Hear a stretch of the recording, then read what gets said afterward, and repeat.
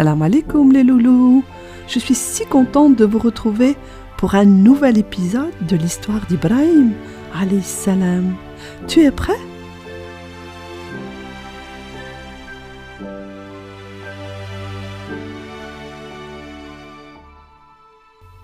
Tu te rappelles sans doute du miracle d'Allah. Allah a sauvé Ibrahim des flammes du feu. Subhanallah. Les gens ont eu très peur d'Ibrahim. Ils pensaient que c'était un sorcier. Seul un sorcier peut sortir vivant des flammes. Ils ont commencé à crier, à hurler. Les gens lui disaient « Va-t'en, va-t'en, quitte notre ville. Nous ne voulons plus te voir. » Et Ibrahim, alayhi salam, leur dit calmement « Ce n'est pas vous qui me chassez, c'est moi qui me sépare de vous et de vos idoles. Je n'adore que celui qui m'a créé et qui m'éclaire en me montrant le bon chemin. »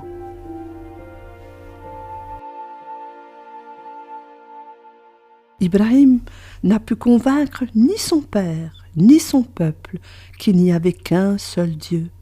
Seul l'hôte, son neveu, le suivit. Il deviendra aussi le prophète d'Allah. Avant de quitter son village et de partir vers une autre ville, Ibrahim partit à la recherche du roi Nemrod. Ibrahim n'a pas eu peur. Il est courageux. Nemrod était puissant. Tout le monde le craignait. Les gens se prosternaient devant lui. Le roi Nemrod était en colère. Il avait appris qu'Ibrahim se prosternait que devant Allah. « Ibrahim, quel est ton Dieu ? Pourquoi ne te prosternes-tu pas lorsque tu te présentes à moi ? Mon Seigneur est Allah. Et vous, vous n'êtes qu'un être humain comme tous les êtres humains. Moi, je crois en Dieu qui donne la vie et la mort. Il est El-Muhyi wal-Mumit. » Hors de lui, le roi Nemrod répond « Mais moi aussi, je donne la vie et la mort. » Mais tu te rends compte, il se prend pour Dieu. « Regarde bien, dit-il en s'adressant à Ibrahim. Il appela alors ses gardes et leur demanda d'amener 2 prisonniers. « Tu sais ce qu'il va faire ? Garde, tue celui-là, et l'autre, laisse-le en vie. » Oh là là, mais que c'est violent! Voyant que le roi n'avait pas compris ce qu'était de donner la vie et la mort, Ibrahim lui pose la question suivante. « Eh bien, Allah, mon Seigneur, lui, fait venir le soleil de l'Est. Eh bien, fais-le venir de l'Ouest si tu en es capable. » Le roi Nemrod ne sut quoi répondre.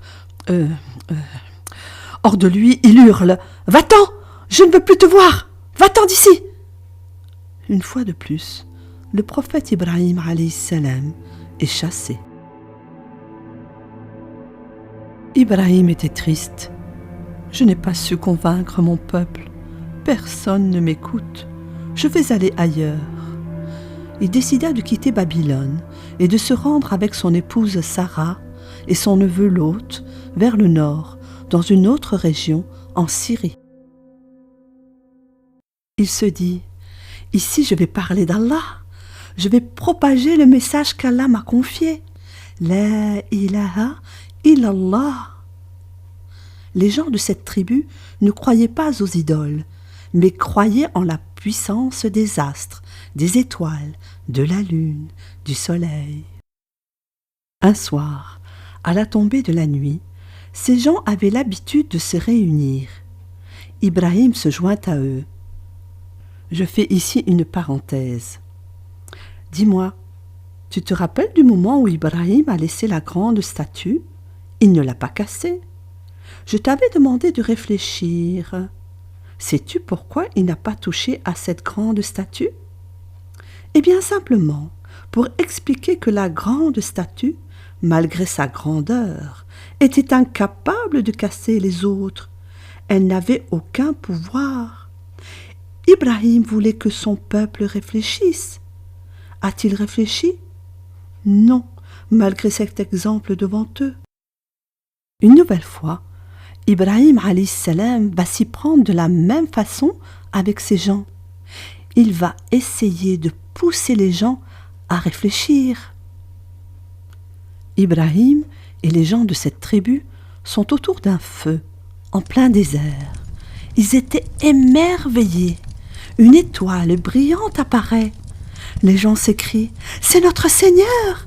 Elle est brillante! Elle nous montre le chemin! » « Oh, mais regardez, dit Ibrahim, elle disparaît.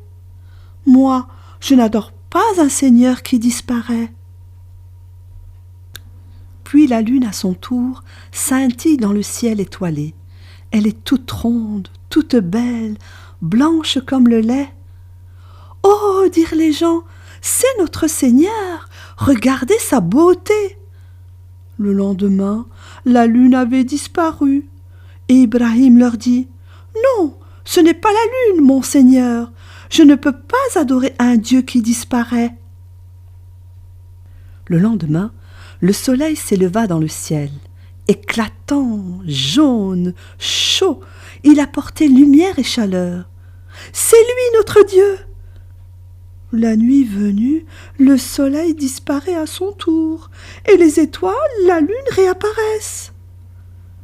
Ibrahim finit par dire « Non, mais non, ce n'est ni l'étoile, ni la lune, ni le soleil, mais c'est Allah, mon Dieu, c'est notre Seigneur qui a créé tout cet univers immense avec la terre sur laquelle nous vivons. La lune, les étoiles, le soleil, Allah les a créés pour nous, pour vous, pour nous offrir le jour, la nuit, la lumière, la chaleur. Seul Allah est capable d'une telle puissance. Lui seul peut créer. Il est El-Khaliq. Dites-moi, mes loulous, pensez-vous que les gens de cette tribu vont écouter Ibrahim et le suivre? Eh non, comme les autres, ils refusèrent d'abandonner leurs croyances. Ils ont continué à adorer les étoiles, la lune, le soleil. Ibrahim alayhi salam et sa famille décident de quitter cet endroit et de partir voyager. Tu es impatient sans doute de connaître la suite. Alors à tout bientôt mes loulous. Salam alaikum.